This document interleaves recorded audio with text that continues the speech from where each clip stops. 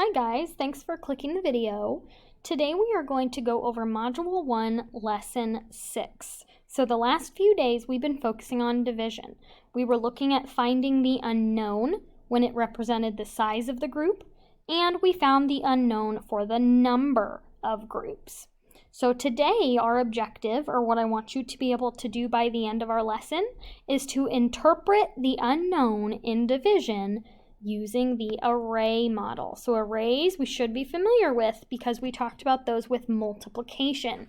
So really all an array is, guys, is just an organized picture. So just like we've been doing where we're drawing out our pictures to show our problems, an array is just organized into rows and columns.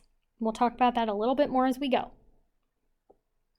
Okay, so the first thing we do, just like we've been doing in our last few lessons, to get our brains warmed up and ready to go for math, we're going to do some skip counting.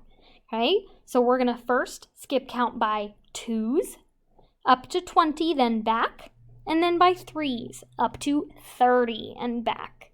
Okay, so I want you at home saying these along with me as we're counting. Okay, we're starting by 2s. Here we go. 2, 4, 6, 8, 10, 12, 14, 16, 18, 20. All right, let's go backwards. 20, 18, 16, 14, 12, 10, 9, 8, Miss Chapel almost messed up. 6, 4, 2. Great job. Okay, let's count by 3s up to 30. 3, 6, 9, 12, 15, 18, 21, 24, 27, 30. All right, let's go backwards. 30, 27, 24, 21, 18, 15, 12, 9, 6, 3. Great job. We got our brains warmed up. Okay, so this is going to be a repeat from yesterday's lesson. So we're going to practice writing a division sentence. But first, we need to say the total as a repeated addition sentence. So that's review from a few lessons ago. So if we look at our picture, I see 3 groups of 5. How would I write that as a repeated addition sentence? So I would do 5 plus 5 plus 5. And how could I find that answer? I could go through and count every single star, or I could skip count by 5s. Let's do that together. 5, 10, 15. So 5 plus 5 plus 5 is 15. All right, now we need to write that as a division sentence for 15 divided into 3 equal groups. So remember, in our last couple of lessons, we talked about how you can take the total and divide it by the number of groups or the size of the groups. So right now we're taking 15, which is our total, and we're dividing it into 3 equal groups. So we're dividing by the number of groups. So that means we're trying to solve or figure out how many are in each group. So we're going to take our total, which was 15, divided by 3. So 15 divided into 3 groups equals 5, because there are 5 stars in each group. Okay, so that was a little review from the last couple of lessons. All right, so our application problem, it says, 20 children play a game. There are 5 children on each team. How many teams play the game? Write a division sentence to represent the problem. All right, let's look at what we already know. What information do they give us? Okay, so we know that 20 children play the game. Oops. So 20 children. We also know that there are 5 children on each team. Okay? So we have 20 children, 5 children on each team. What are we trying to solve? Okay, we're trying to solve how many teams are there. Okay, so 20 children, 5 children on each team. How many teams are there? So we have to write a division sentence to represent that. But I'm going to draw my picture first. Okay, so I know that there's 20 children. And I also know that there are teams of 5. So I'm going to start by drawing my circles. So I'm going to make teams of 5 until I get to 20. Okay. So there is a team of 5. So I have 5. Am I to 20 yet? Nope, so I have to keep going. Let's do another team of 5. Here's another group. Okay, so another 5 would be 10. We have 2 teams with 10 children total. Are we done?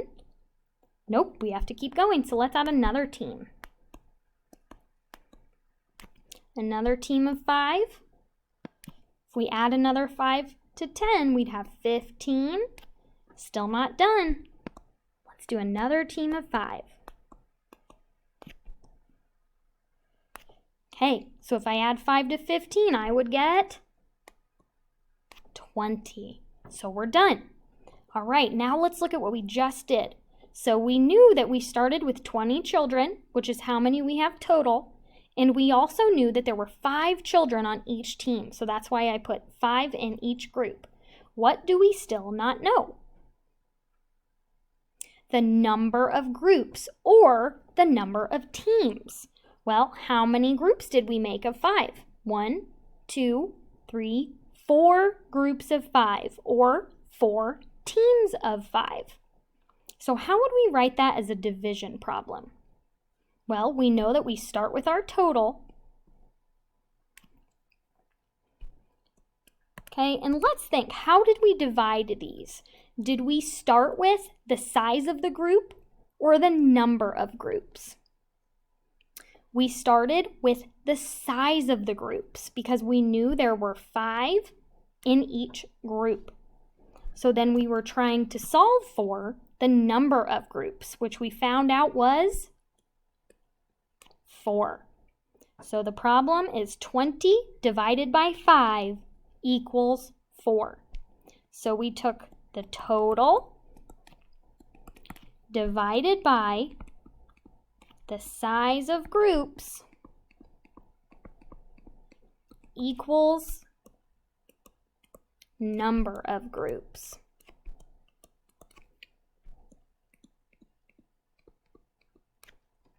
All right.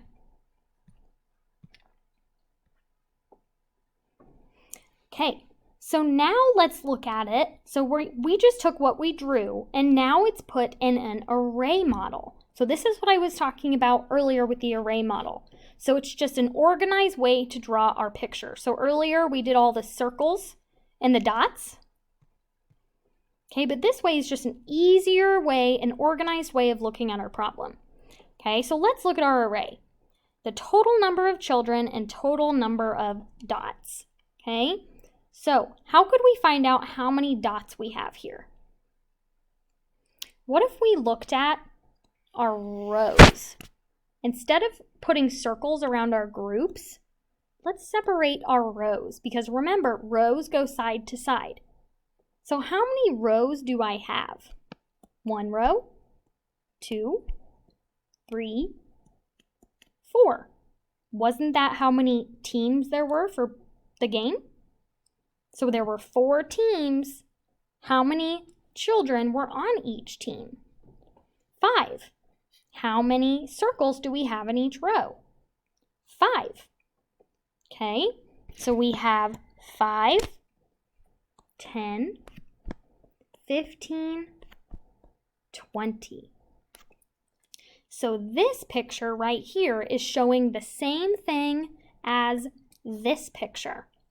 but it's organized into rows and columns, so it's a little bit easier to read. So we can say the same thing for this array that we did for our other picture, which was 20 divided by 5 equals 4. Okay, so we're going to look at another array. So this problem says, draw an array, or look at the array, that shows the equation 15 divided by 3 equals 5, where the quotient, it's a tricky word, quotient, that means the answer, represents the size of the groups. So whenever we're doing a division problem, the answer is called the quotient. So whatever is on the other side of the equal sign is the quotient. So for this problem, 5 would be our quotient. So the quotient is equal to the size of the groups. Okay, so we should have groups of 5. So with our array, how can we split up our array into groups? What other word could we use instead of groups? Okay, we could use instead of groups. Okay, groups or rows. So I'm just going to split up my rows here. Okay, so how many rows do I have? 1, 2, 3. So I have 3 rows. Okay, so I also know that we have 1, 2, 3, 4, 5 in each row. So let's go ahead and skip count our rows. So we have 5, 10, 15. Okay, so that represents 15 divided into 3 groups or rows equals 5. There's 5 in each row. Okay, now let's look at this. What if we did a division and a multiplication equation for this array? So we could do 15 divided by 3 equals 5, just like we did on this page. But we could also, the same array could be true for the problem 3 times 5 equals 15.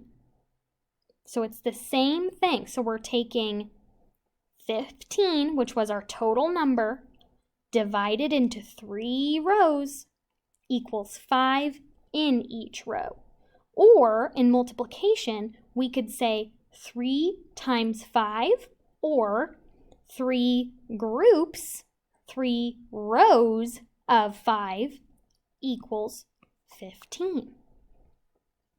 Okay, so you can find the quotient in our division problem, which was 5.